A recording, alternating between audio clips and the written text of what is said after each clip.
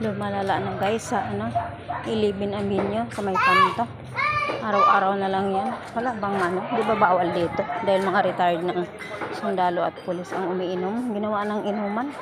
Tambay ngayon, isang lungit na naman. Pangit tingnan.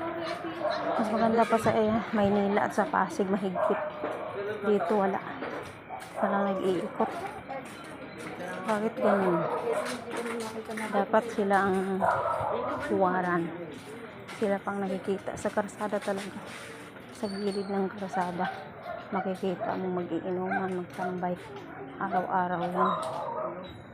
Araw-araw silang ganyan. Grabe.